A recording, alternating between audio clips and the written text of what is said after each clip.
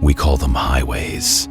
But long before asphalt and interstates, before the Transcontinental Railroad stitched the nation together, before settlers carved wagon trails into the plains, there were already roads. Not dirt paths, not random routes, roads. Trade networks that stretched thousands of miles, connecting the Gulf Coast to the Great Lakes, the Atlantic to the Rockies. Systems so efficient, so well established, that goods moved across the continent faster than most people realize. And when European settlers arrived, they followed those roads. They just renamed them. Most people assume that before colonization, North America had no infrastructure, that travel was difficult, trade was local, and communities were isolated. And that assumption makes sense. After all, we are taught that civilization arrived with Europeans, that roads and commerce were imported along with everything else. But the continent was never isolated. It was connected. By the time settlers arrived, indigenous peoples had already built a continental economy. Trade routes linking communities separated by hundreds, sometimes thousands of miles. And those routes were not accidents. They were highways, maintained, traveled, and essential to the flow of goods, ideas, and culture.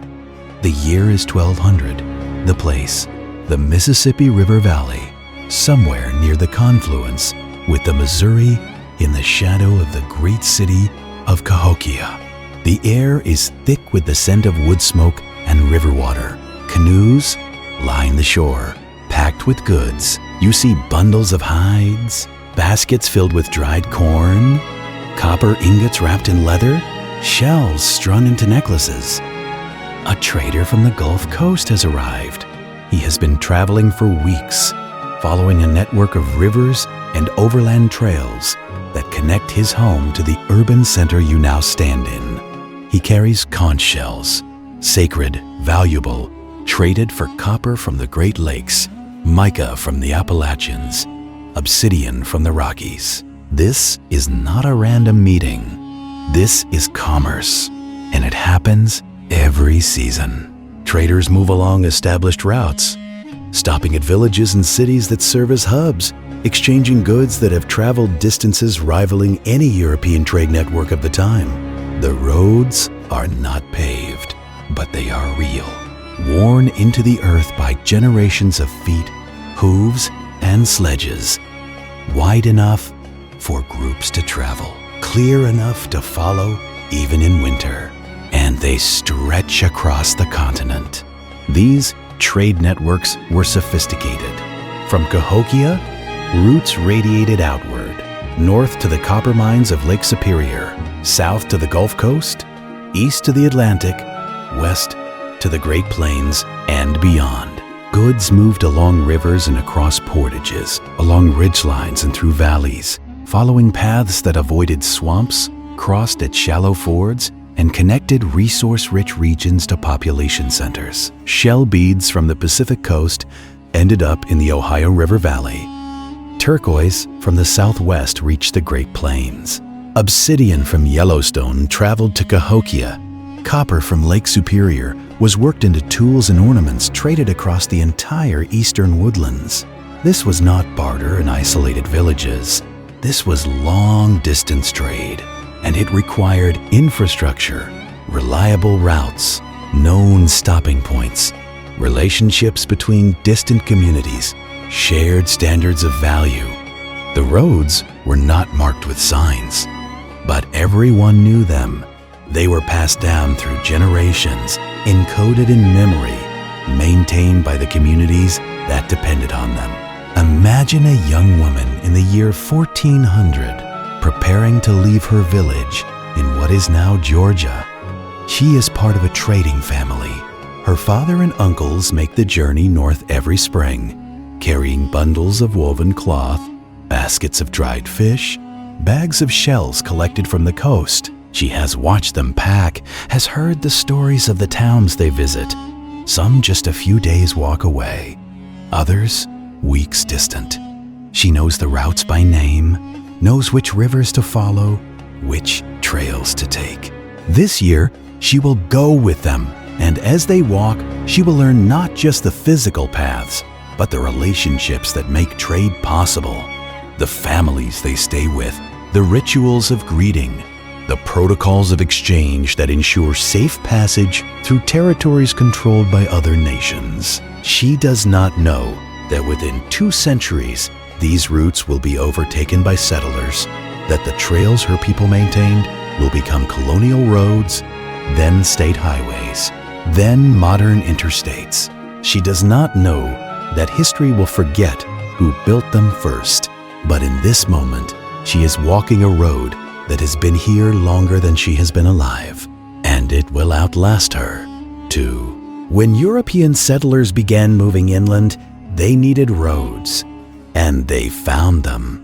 The Great Indian Warpath, a trail running from the Great Lakes to the Gulf Coast, became the basis for several major colonial routes. The Natchez Trace, connecting the Mississippi to the Cumberland River, had been a trade route for centuries before settlers renamed it. The trails that would become the Wilderness Road, the Great Wagon Road, the Boston Post Road, all followed indigenous pathways. Settlers did not create these routes, they inherited them. But because they did not see the infrastructure as infrastructure, because there were no cobblestones, no bridges in the European style, no toll booths, they assumed they were the first to open the land. And in erasing the original engineers of these roads, they erased the economic systems that had sustained them. Because the trade networks were not just about goods, they were about relationships, treaties, alliances, shared languages of exchange that kept peace between nations, that allowed safe passage through contested territories, that maintained flow across a continent. When colonization disrupted those relationships, the networks began to fracture, not because they were primitive, but because they relied on trust. And trust was broken. Here is what we rarely acknowledge. The roads settlers used were not empty. They were busy until disease, displacement, and violence emptied them. By the time sustained European settlement began, the trade routes were already in decline, not because they were obsolete, but because the populations that maintained them had collapsed, and settlers, encountering trails that seemed underused, assumed they had always been that way. They did not see the absence, they saw opportunity. But the roads had been highways once, traveled by thousands, connecting a continent. This was not the beginning of American infrastructure.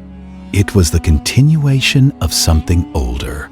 The interstates that now crisscross the country often follow routes established centuries before pavement existed.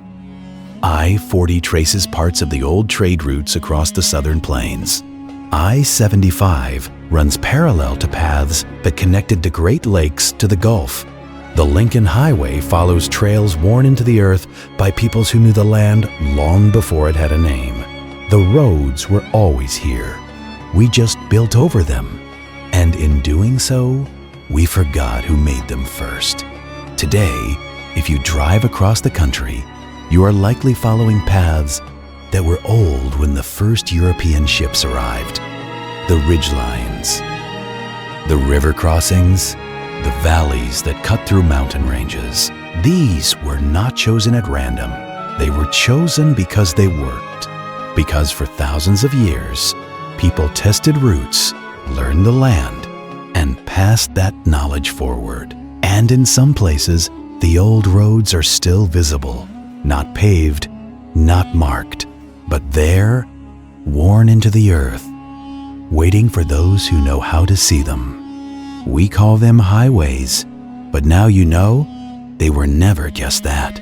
They were trade networks, built over millennia, maintained by communities who understood that connection is survival, that commerce is relationship, that roads are not just paths, they are promises. And long before America had roads, it had highways. We just forgot to ask, who built them. If this changed how you see the roads you travel, if you realize that infrastructure is older than the nation itself, then this is only the beginning.